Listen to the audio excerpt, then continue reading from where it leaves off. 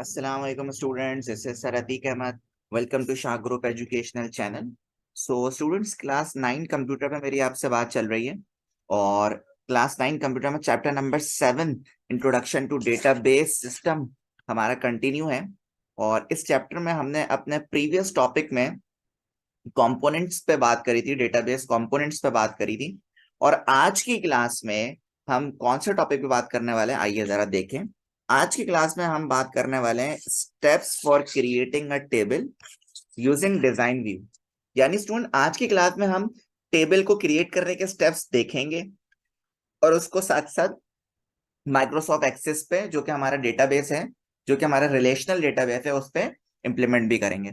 और इसके साथ साथ हम एक और टॉपिक देखेंगे, डेटा टाइप्स। ठीक है, फिर इसी दोनों टॉपिक से रिलेटेड हम एमसीक्यूज और क्वेश्चन आंसर की तरफ मूव करेंगे। सही है, तो सबसे पहले हम पहले इसके स्टेप्स देखेंगे। ठीक है, और स्टेप्स देखने के बाद इसको प्रैक्टिकल इंप्लीमेंट करेंगे। तो आपके पास है steps for creating a table using design view. बहुत आपने ध्यान से स्टेप्स देखने हैं।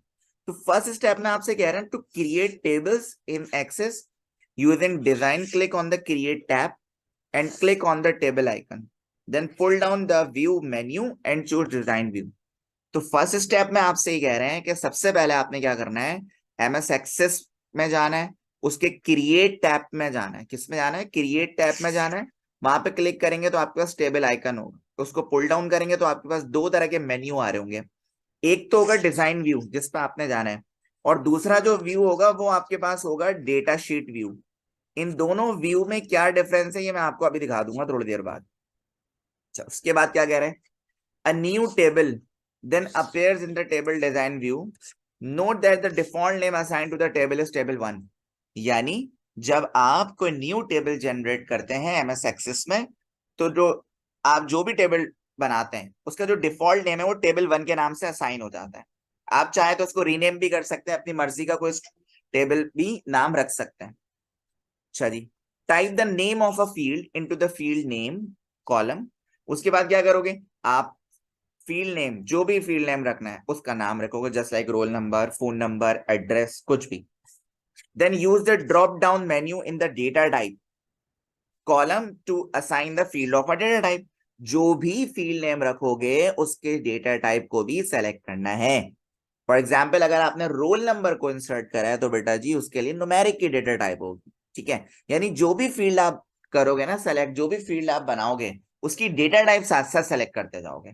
ठीक है, इसी तरह if desired type of description of the data stored in this field, और फिर जो भी आपकी डेटा स्टोर करोगे, जो भी फील्ड होगी उसमें डेटा क्या करोगे, स्टोर करोगे आप। उसके बाद repeat step 4 and 5 until you have created all the necessary table fields। Example of table में भी customer table that has the following entries.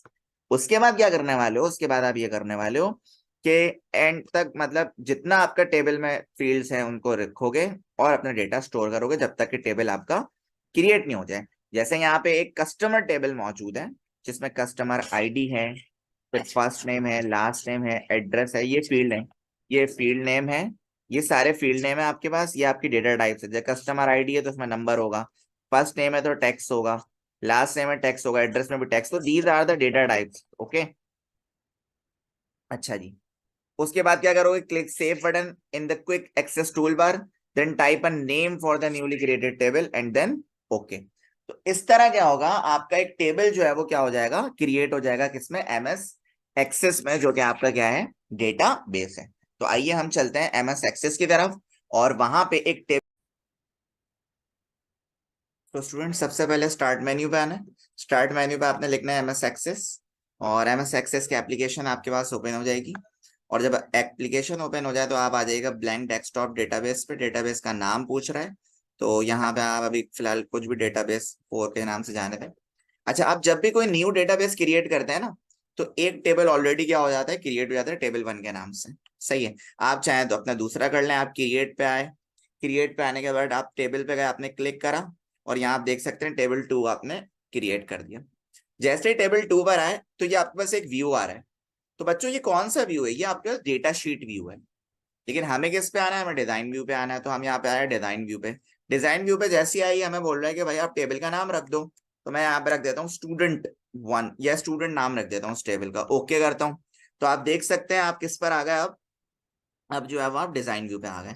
ये आईडी है आपकी, आईडी ऑटो नंबर है, ठीक है। सेकंड पे आ जाए आप, सेकंड पे जस्ट लाइक आपने लिखा नेम, स्टूडेंट का क्या लिख दिया, नेम लिख दिया। और यहाँ पे आप क्या करेंगे, इसकी डेटा टाइप सेलेक्ट कर लेंगे, शॉर्ट टेक्स्ट, लॉन्ग टेक्स्ट, इसी तरह। उसके बाद आप यहाँ पे आए और यहाँ पे आपने कहा फादर नेम, सही है। यहाँ पे भी आने के बाद आपने क्या करना है, इसकी डेटा टाइप को सेलेक्ट करना है। और जब आपके पास डेटा टाइप सेलेक्ट हो जाए,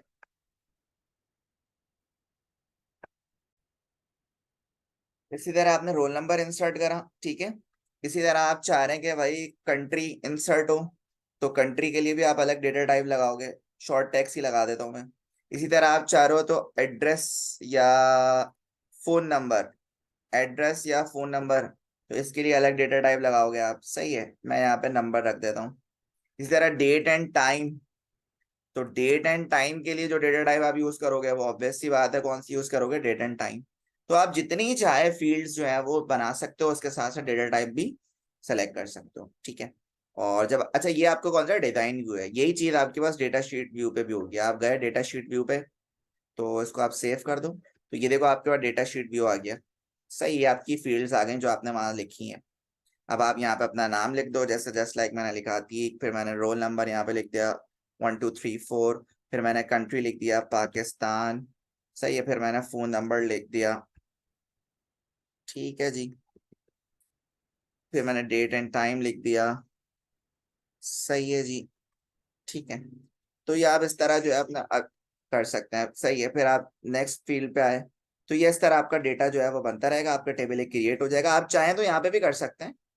यहाँ पे पहले आप डेटा टाइप सेलेक्ट कर लें, जस्ट लाइक आप यस और नो में लॉन्ग टेक्स्ट आ रहे हैं, तो इस फील्ड का नाम दे दें आप एड्रेस।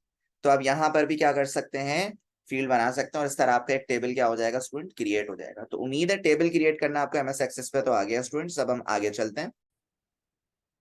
अच्छा, अब हम बात करते हैं data types in MS Access. कि एमएस एक्सेस पे डेटा टाइप्स क्या होती हैं।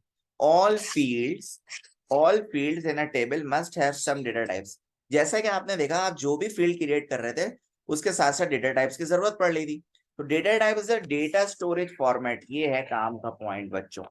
डेटा टाइप बेसिकली है क्या, डेटा टाइप आपके पास डेटा स्टोरेज फॉर्मेट है, जो कि क्या करता है, that contains a specific type और रेंज ऑफ वैल्यूज।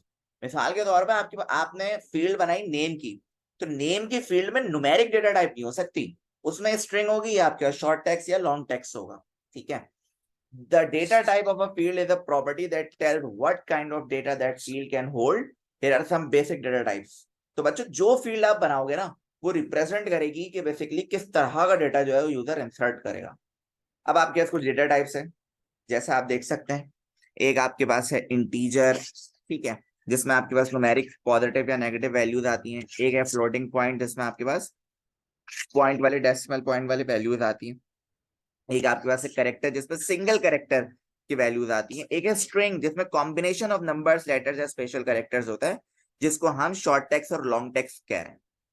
फिर आपके पास बोलियन है, जिसमें यस और नो पूछा जाता है।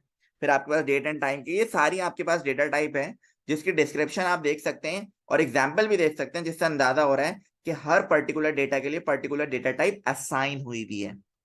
तो उम्मीद है आपको टॉपिक समझ आ चुका होगा। अब हम एमसीक्यूज की तरफ आते हैं।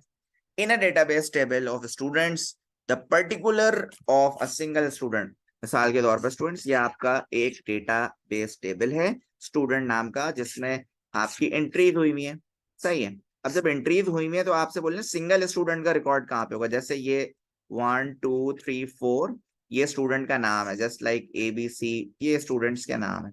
तो किसी पर्टिकुलर स्टूडेंट्स का डेटा देखना होगा तो आपको रॉ को सेलेक्ट करना होगा, यानी रॉ किसे कहते हैं, रिकॉर्ड को कहते हैं। In a relational database, keys are use to create. अगर कोई रिलेशनल डेटाबेस है, रिलेशनल डेटाबेस ही यूज करते हैं बेसिकली हम ज्यादातर, तो उसमें कीज का काम क्या होता है, कीज का काम होता है रिलेशनशिप बनाना, डिफरेंट टेबल्स के दरमियान क्या करना, रिलेशनशिप बनाना। इसी तरह a field that stores the name of student should be dash.